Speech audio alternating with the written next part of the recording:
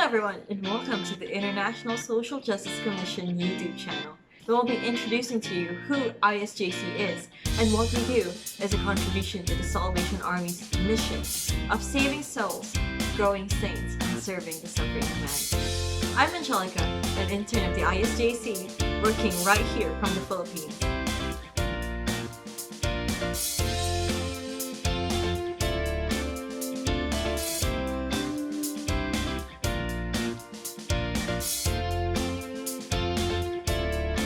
In seeking justice together to tell our subscribers more on what we're doing, what is our current focus?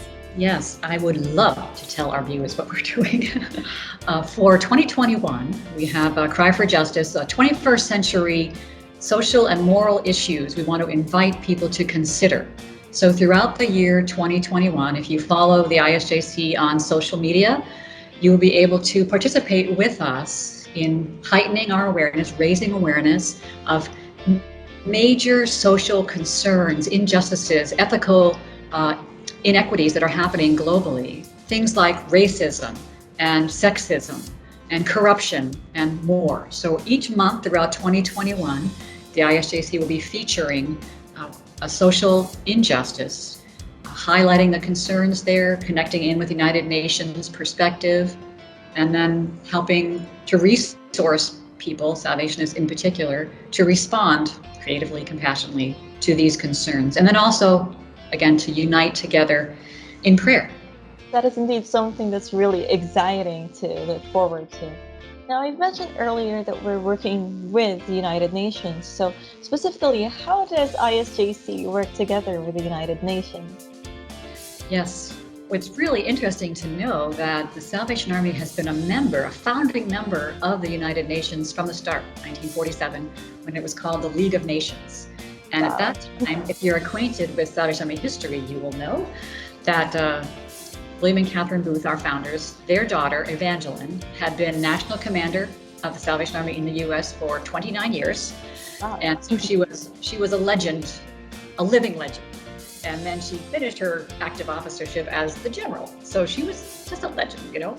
So as soon as she learned that the United Nations was being established here in New York City, and she was a New Yorker, essentially, like she planted herself here from UK and loved America and New York. So she marched in to the office of the UN back in the day as it was starting and said, you need the Salvation Army as part of this. And she had such clout, you know, such credibility, such legendary status at that time that they were just like, yes, we do. So we've been at the table ever since. So some specifics about our involvement in the United Nations. We attend meetings. We're part of the UN Economic and Social Council. And it's beautiful because when you think about the United Nations is global, and so is the Salvation Army. And so they are endeavoring, the United Nations is endeavoring to unite the nations for the sake of society's flourishing.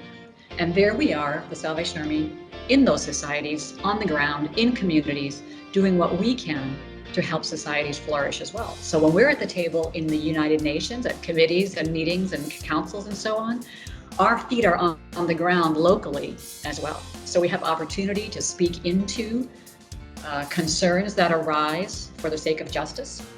We meet with official governmental delegations and occasionally even have opportunity for an oral presentation at an interactive event.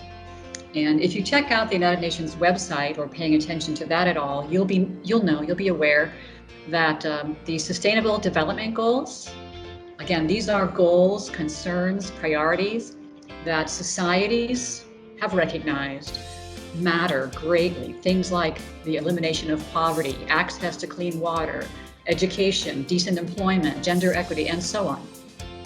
And we embrace those things too. We call that's God's kingdom on earth as in heaven. Whether others would frame it that way is not the point.